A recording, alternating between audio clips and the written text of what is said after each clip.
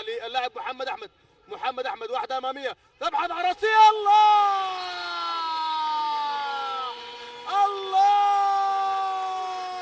ويا للروعه ويا للروعه على الراسيه من محمد عبد الرحمن.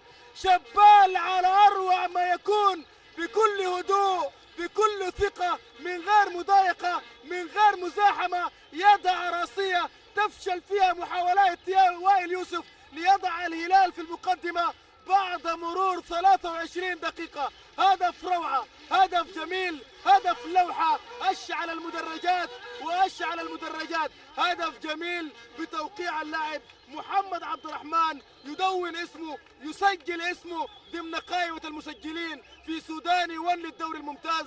أول أهداف هذا اللاعب في الدوري الممتاز بصحبة الأزرق. إذا النتيجة 1-0. محمد عبد الرحمن يسجل اول اهداف المحاوله. عبدو جابر كنترول ممتاز، خذوا هات جميل مع خليفه، وخليفه يعمل واحده اماميه خطيره.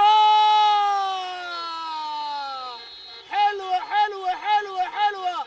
الطاهر حماد يدون خامس اهدافه في الدوري الممتاز من كوره جميله، من كوره رائعه بدات من عبدو جابر من لمسه واحده. خذوا هذه. يا سلام على التمريرات، يا سلام على الفنيات، يا سلام على المهارات. بكل ثقه بكل هدوء الطاهر حماد القادم من الخلف يضع الكره بكل سهوله وبكل ثقه على يمين الحارس وائل يوسف، مسجل مدون ثاني اهداف هذه المباراه وخامس اهدافه في الدوري الممتاز.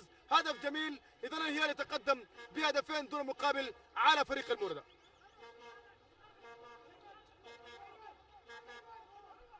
نستمتع من خلال هذه المباراة، من خلال الجمل ومن خلال الامكانيات ومن خلال الفنيات للفريقين في هذه المباراة. ولكن هذا الهدف جميل ورائع لأنه شفنا اللمسات من لمسة واحدة. عبدو جابر مع خليفة مرت أمامية للاعب الغير مراقب الجاي من خلف المدافعين اللاعب الطاهر حماد ليسجل ويدون